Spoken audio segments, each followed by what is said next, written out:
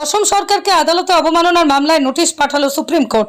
3 सप्ताहेर मध्येई जवाब तलब। आदालतेर अवमाननार मामलाय असम सरकार के नोटिस पाठालो शीर्ष आदालत। 3 सप्ताहेर मध्येई नोटिसेर जवाब दिते बला हयेछे। सोमवार এই निर्देश दिएছে शीर्ष आदालत। বিচারপতি বি.আর. গগৈ, বিচারপতি কে.ভি. বিশ্বনাথনের বেঞ্চ। আদালতে অবমাননার মামলায় এবার অসম সরকারকে নোটিশ পাঠালো সুপ্রিম কোর্ট। সোমবার বিচারপতি বি.আর. গগৈ এবং বিচারপতি কে.ভি. বিশ্বনাথনের বেঞ্চ এই নির্দেশ দিয়েছে। অসমের 47 জন বাসিন্দার অভিযোগ জানিয়েছিলেন আদালতের এই নির্দেশ অমান্য করেছে অসম সরকার।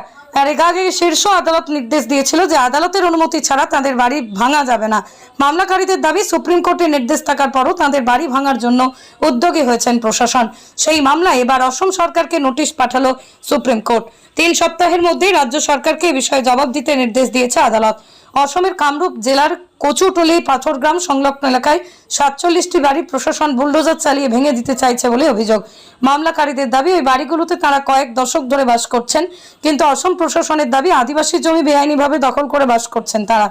এই নিয়ে গুয়াহাটি হাইকোর্টে মামলাও চলছিল। গত 20 সেপ্টেম্বর অসম সরকারের তরফে অ্যাডভোকেট জেনারেল হাইকোর্টে মৌখিক আশ্বাসও দিয়েছিলেন যে মামলার নিষ্পত্তি না হওয়া পর্যন্ত কোনো পদক্ষেপ করা হবে না। অসম সরকারকে আদালতে অবমাননার মামলায় নোটিশ পাঠালো সুপ্রিম কোর্ট।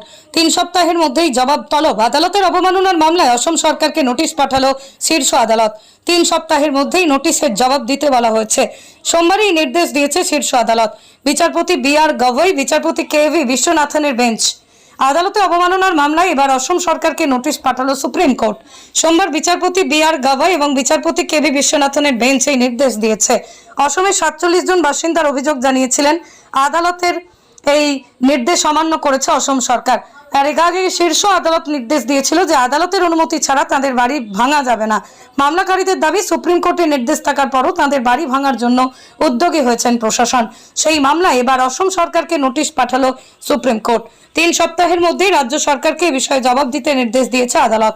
অসমের কামরূপ জেলার কচুটলি পাথরগ্রাম সংলগ্ন এলাকায় 47টি বাড়ি প্রশাসন বুলডোজার চালিয়ে ভেঙে দিতে চাইছে বলে অভিযোগ। মামলাকারীদের দাবি ওই বাড়িগুলোতে তারা কয়েক দশক ধরে বাস করছেন, কিন্তু অসম প্রশাসনের দাবি আদিবাসী জমি বেআইনিভাবে দখল করে বাস করছেন তারা।